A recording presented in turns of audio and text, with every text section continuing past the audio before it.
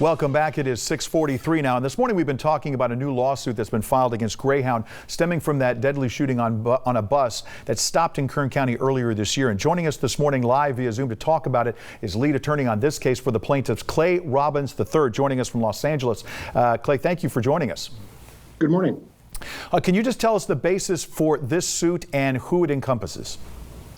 The suit is premised upon the fact that Greyhound could and should have undertaken steps to screen passengers before boarding buses to make sure that they weren't bringing on with them weapons with which they could have used, as they did in this case, to either injure or kill other passengers. It's a well-known procedure. It's been recommended by the TSA. There are metropolitan authorities across the U.S. that have adopted these screening procedures, either by wands or by fixed units that you could walk through, such as you see at an airport. Mm-hmm. So Greyhound knows about this, but Greyhound, for whatever reason, has chosen not to adopt this. Now, you have told me that you've represented other clients in suits against Greyhound in the past. Are you surprised to this point, and given everything that's been transpiring in this country and around the world in regards to security, that Greyhound has not implemented certain safety protocols? Do they have no metal detectors at any of their facilities? Well, they claim that they do, that they claim that they will spot check.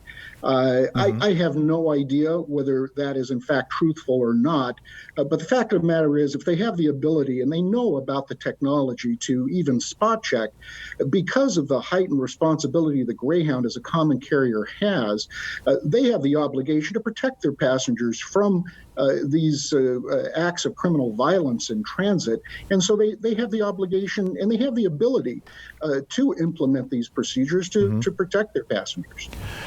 In your experience, how often do attacks, not necessarily a shooting, but how often do attacks happen on bus lines and bus routes? In my prior experience with litigation against Greyhound, they have admitted to cross-country these attacks occurring on a monthly basis, not just one or two.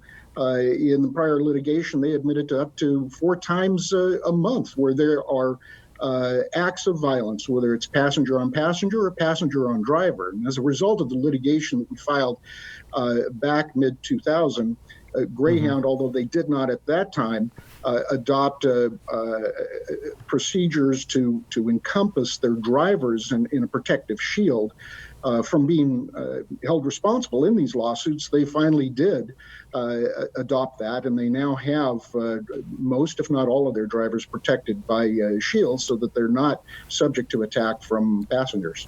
But the passengers are nonetheless left to be victimized because they're not given any protection at all. We're running out of time, Clay, but I wanted to ask you one more thing. Do you think that people that ride Greyhound maybe have a false sense of security? Well, absolutely, because they have the expectation that Greyhound, as a bus transportation company, owes the highest duty of care to their passengers, will protect them. And they are led to believe that those steps are being taken, but unfortunately, Greyhound, for whatever reason, has yet to assume that responsibility to its passengers. Clay Robbins III, we appreciate you joining us this morning. Thanks for that insight.